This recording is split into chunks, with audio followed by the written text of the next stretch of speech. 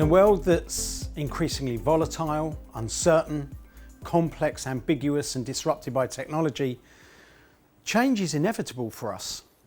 And yet, many of us subscribe to the story that as human beings we don't like change. So what to do? I've always believed that human beings actually love change. All of the evidence is really clear that we go out and seek change at lots and lots of opportunities. People love to go out and buy new things to wear, or have a new car, have new experiences, go on holidays, go on adventures and see the world. People talk about the smell of freshly cut grass. That's a change. For myself, my own personal favourite is the change of fresh cotton bed sheets when you get into them for the first time. So for me, the evidence is really clear that people like and embrace change. So what is it that we don't like as human beings? So I believe that that's about uncertainty and the fear that uncertainty brings. So what I'd like to do is to talk about how we can manage ourselves and others through change so that we can overcome that sense of fear of the unknown.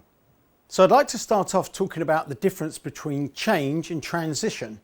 Change is the movement from one place, where I am today as a leader, how I manage people, how I inspire them, how I show up, to another place, how I might be different tomorrow as a leader, how I manage people and show up. So change is the movement from one place to another place.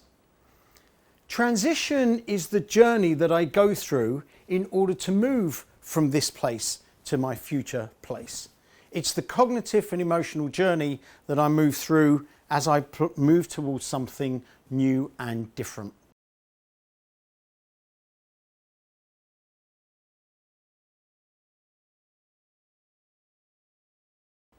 So let's talk about why I would want to go through that journey, why I would want to change. To start with, there needs to be a compelling reason for me to move from here to there. And that can be one of two things or a combination of both of them.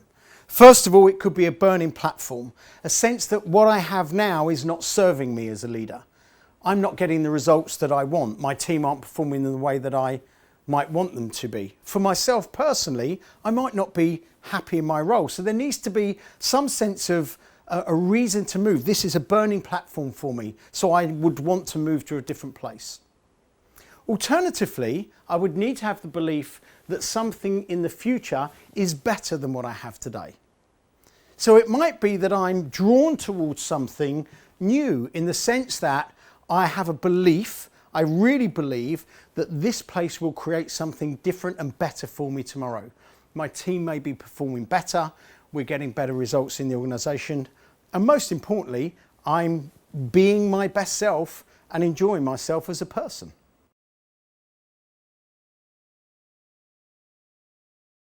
So now I have a reason to change, a belief that I want to move from one place to another. Let's go back and talk about the journey of transition. So most people believe that change is a really simple process, that we simply open the door from one room, where I am today, and we step into the new room where I want to be tomorrow. But that's not how change works for us. As I've mentioned, we go through a process called transition, an emotional and cognitive journey. What that looks and feels like is this. I'm in the room that I have at the moment. This is who I am as a person. This is who I am as a leader. And then what happens is I open the door and I step into this place. The problem is that this is not the new place. This is what we call the corridor of uncertainty, sometimes called the grey zone.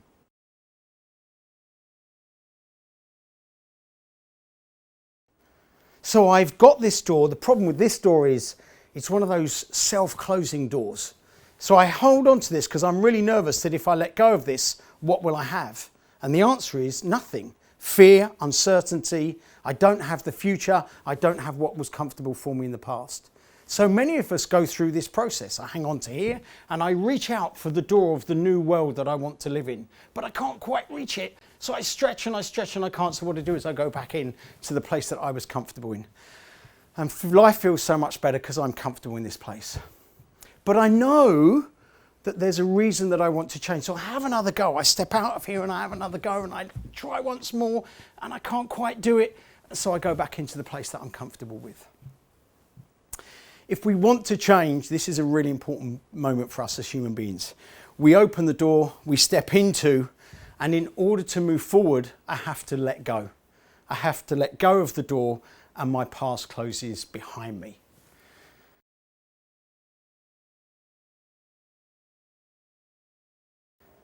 And now this is the challenge for us, because this is the grey zone. This is the place of uncertainty and fear that I talked about. This is the place that most human beings don't like. And the reason we don't like it is because when we have a sense of uncertainty, fear builds up in us. We can become angry, defensive. We can have doubts about who we are, how we're going to be in the future. We might become very driven. So all sorts of things show up for us here. It can also be a place of real possibility, creativity, innovation, new ideas, because we don't have a sense of stability and comfortableness about us. So this is a real place of opportunity for us as human beings. So when we're prepared to let go and accept that we are in a place of transition, neither having what we had before or our future, now we have the opportunity to find ourselves and move forward into the place that we want to be. It's at this point we can open the door and step into the future of who we really are.